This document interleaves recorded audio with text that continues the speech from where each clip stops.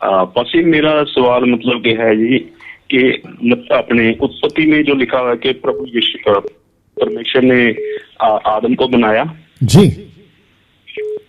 और मतलब कि अपने 5 अध्याय में भी आके वहाँ पे उसका जिक्र हुआ है कि परमेश्वर ने और आदम और औरत को बनाया, है ना, वो सारा कुछ जी। तो मेरा सवाल मतलब कि उस पे है जी, जो नपुंसक होते हैं जी, वो मतलब कि कहाँ से आए, और क्या मतलब कि परमेश्वर ने उन्हें बनाया है? क्या क्या क्या आपका प्रश्न ठीक करिए सर, कौन सी पुस्तक? मतलब नपुंसक नहीं होते जो?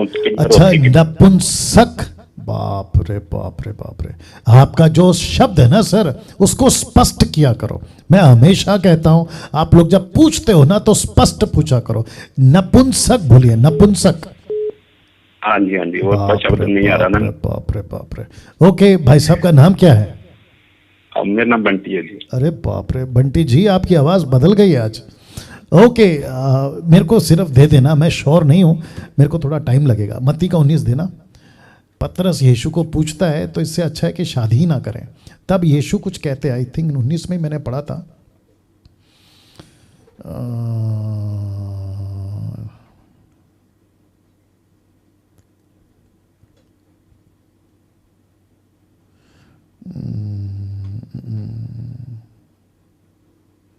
हाँ मिल गया, 19 का 10 पढ़ लेते, ठीक है ना। नाउ बंटी जी आप भी सुनिए और जितने दर्शक देख रहे हैं वो भी सुने। मत्ती की किताब 19 का 10 लिखा है, चेलों ने उससे कहा, कब? जब सदूकियों ने पूछा, एक ने शादी किया, उसका पति मर गया, फिर उसके भाई से किया, ऐसे करते करते 7, आपको ये पता है, मैं उसमें नहीं जाऊंगा, लेकिन आते हैं 10 पे। चेलों ने कहा, यदि पुरुष का स्त्री के साथ ऐसा संबंध है तो विवाह करना अच्छा नहीं, अगर ऐसा है तो शादी नहीं करो।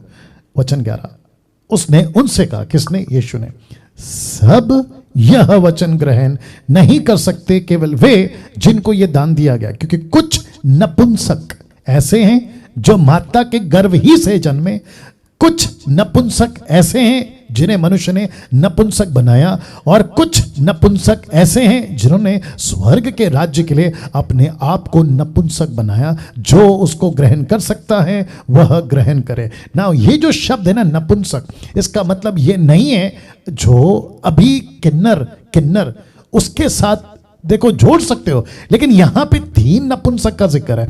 एक जो माता के गर्भ से जन्मा, उसको आप किन्नर बोल सकते हो। दूसरा, मनुष्य खुद बन जाता है। तीसरा, परमेश्वर उसको बनाता है, परमेश्वर के राज्य के लिए, माफ करें, वो बन जाता है, ठीक है ना।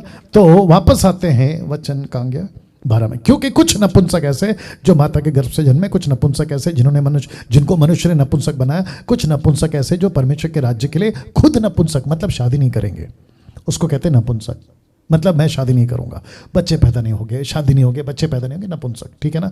कुछ को इंसान बना देते जबरदस्ती। और आप सभी जानते हैं कि आज चाइना जैसे देश में, अमेरिका जैसे देश में, इवन भारत के अंदर भी जो है ना, बहुत सारे लोग अपना जेंडर चेंज करते हैं प्लास्टिक सर्जरी के थ्रू, या फिर जो भी उनका फॉर्मेट होता होगा, लड़का बन जा रहा है लड़की, लड़की बन जा रहा है लड़का। ये सारी चीजें आज के युग में हम देख रहे हैं, और ये सदोम और गमोरा का टाइम का कॉन्सेप्ट है। अब वो कैसे बनते थे वो बात का बात है, लेकिन यहां आज चल रहा है।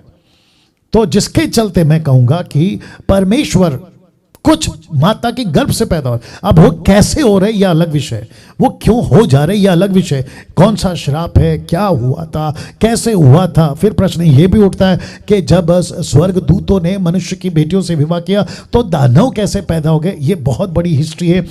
अफ्रीकन काले क्यों पैदा हो रहे, और चाइनीज बुटके क्यों पैदा हो रहे, उनकी नाक चपटी क्यों है, एशियंस वाले सावले और गोरे क्यों पैदा हो रहे, अरब कंट्री में इनकी हाइट 10-10 फीट कैसे ऊंची हो जा रही है। ये सब अपने आप में एक रहस्य की बात है।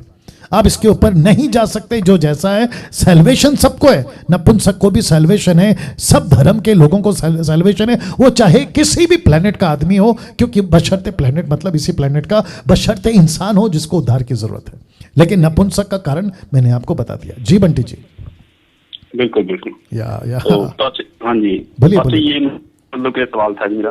और तो मतलब कि अपने ये शाया में लिखा है 56 अध्याय उसका 3 से 5, यहाँ पे लिखा, जो परदेसी यहोवा से मिल गए और वह ना कहें, यहोवा हमें अपनी प्रजा से निश्चित अलग, और खोजे भी ना कहें कि हम सूखे वृक्ष हैं, क्योंकि जी। जो खोजे मेरे विश्राम दिन को मानते हैं और जिस दिन से मैं प्रसन्न रहता हूँ उसी को अपनाते और मेरी वाचा का पालन करते हैं, उनके विषय में यहोवा कहता है, मैं अपने भवन और अपनी शहरपनाह के भीतर उनको ऐसा नाम दूंगा और पुत्र पुत्रियों से कहीं उत्तम होगा।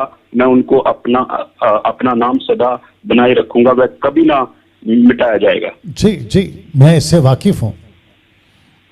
और साथ ही साथ आपको पता होगा कि जब नबूकदनेस्सर राजा था ना, जिसने दानियल के बारे में घोषणा करने की बात करी थी ना, वो यूनक ही होते थे। जोसेफ के टाइम पे भी यूनक ही होते थे। ओल्ड टेस्टमेंट में बहुत सारे जगह पे यूनक लोगों का एक अलग स्थान है, ऐसे बाइबल में पढ़ने में आता है। बिल्कुल बिल्कुल, या राइट। और आज भी है ना भैया, भारत में और अदर कंट्रीज में यूनक लोगों का अलग कलीसिया है और वहां की पास्टर यूनक है। अभी देखो ये विषय उठा है तो मैं और एक बोल देता हूं बंटी जी। कुछ लोग कहते हैं कि केवल पुरुष पास्टर बन सकता है, महिलाओं के लिए उनको तकलीफ है। तो फिर अभी तो ये तीसरा व्यक्ति आ गया, यूनक, किन्नर्स। तो क्या ये पास्टर नहीं बनेंगे? तो उनके बीच में कौन जाएगा? अब ये ना तो पुरुष की गिनती में आ रहे हैं, ना स्त्री की गिनती में आ रहे हैं, ये तो यूनक किन्नर की गिनती में आ रहे हैं। तो क्या इनको हम एक्सेप्ट नहीं करें? बिल्कुल करना पड़ेगा ना। इनको पास्टर के रूप में रिकग्नाइजेशन देना पड़ेगा, उनकी पहचान देनी होगी, उनका चर्च को, सरकार को एक्सेप्ट करना होगा कि देखो किन्नरों का भी एक चर्च है, उनकी रजिस्ट्री हो चुकी होगी। ये सारा है ना भैया? बिल्कुल बिल्कुल, राइट बंटी जी। हाँ जी, ठीक है, thank you. Thank you, God bless, God bless.